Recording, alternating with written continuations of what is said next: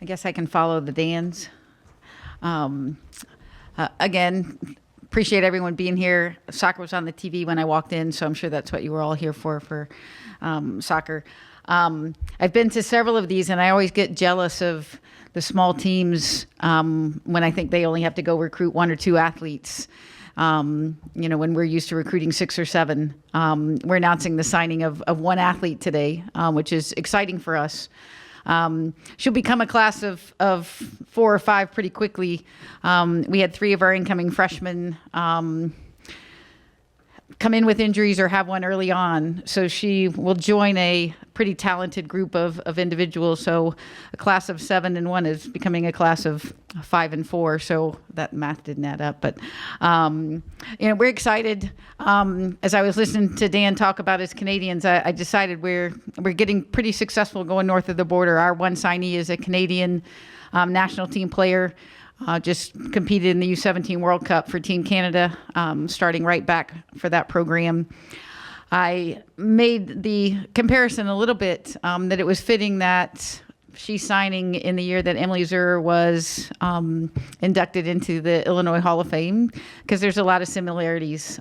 Extremely athletic, has a national champion in the high jump, gold medals in the 400 and the long jump provincially. So extremely athletic. Started off as an attacking player and has been converted to a defender, which just says she can play on both sides of the ball. But for those of you who are around and saw Emily Zur play, I think we're getting an athlete similar to that. And similar to Dan, I think it's the pipeline that we have and continue to rely on. They've got a great system. Where I think athletes probably train more and compete less, where I think here in the U.S. they compete a lot and train not as much. And so their ability to produce players, they don't produce as many. There's not as many players playing at that level. So there's a selection system. So I think you'll read on there, she's in the Vancouver Rex program. Just to get into that, that's a selection process. So there's already been a selection, and she's one of the top programs, in the country. She's been scouted from Nova Scotia and has been invited all the way over to Vancouver to participate, and is in a residency program there and going to school there. And so the environment they have is fantastic. So to add her to our program, we're super excited about that, and excited about the players that she'll join. Ashley Stellan, Reagan Moody, Abby Zugay, all players who came in and we talked about last year that will join that class. Those players have been here. She'll jump into a class that's going to be very aware of what's going on and how things work around here. But that class of 4, I think we could potentially add to that. But that class of 4 will really be significant, I think, because they'll start off. Ashley Stellan will have been here for a year. She came in the spring and then got hurt early in our preseason. And so really we'll have a year under her belt before she steps, a year and a half before she'll step on the field and be a freshman eligibility-wise. So she's going to join an experienced group. But her experience herself at the international level and having played in a World Cup and played against some of the best players in the world at her age group, certainly something that she brings to the table.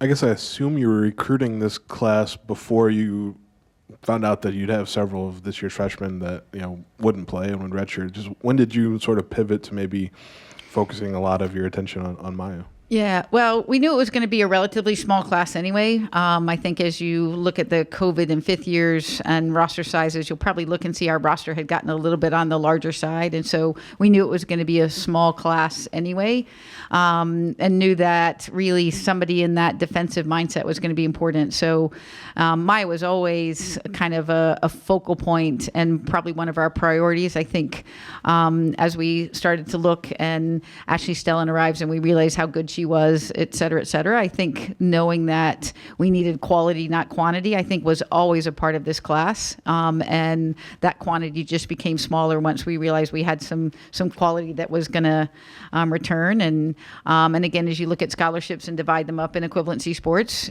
knowing, all right, now that money comes back into this class and shuffling things. And I'll be honest, I think as we head into 2023, our roster, especially with that shift from that class, will be as balanced as as it's been since before COVID.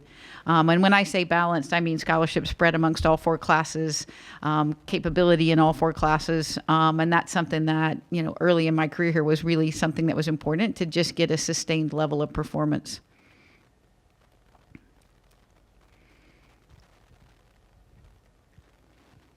Yes, yeah. You talked about Maya's track accomplishment. Is she gonna just do soccer here? Yes, right. Yeah, she when she made the move, and she just really gave up track recently. When she made the decision to move from Nova Scotia and enter into the Rex program in Vancouver, was really, so she has done track up until really recently. But I think with making the Canadian national team and their influence in wanting her to really focus all on soccer, she's all in with the soccer ball right now, and is giving up the long jump and high jump and 400 meters. I guess with her kind of making that transition so recently, do you see maybe more potential relative to other players who have focused on the sport longer, if that makes sense?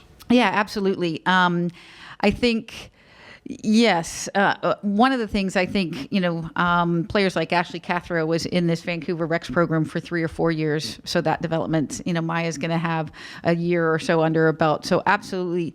And I told her in the recruiting process that her best soccer days are still ahead of her, which is a pretty lofty thing to say when she's already made the national team and played in a youth World Cup. But she's got so much potential. She's just recently made the move from an attacking player to an outside back as well.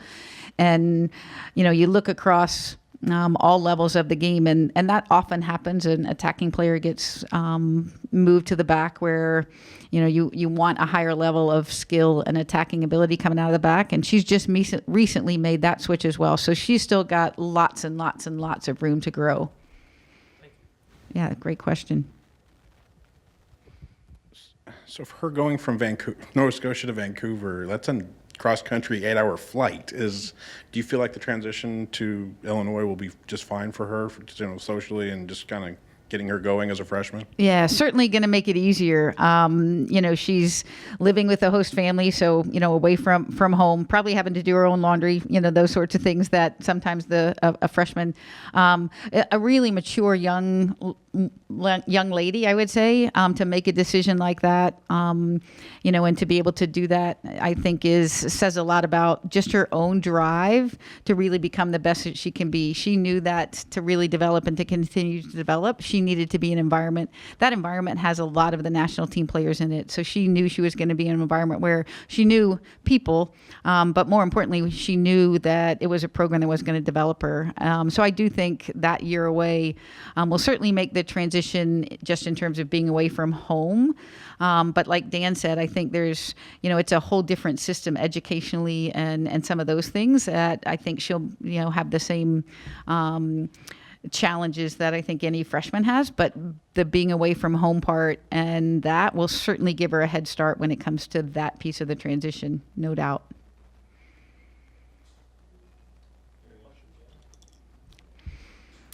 Great.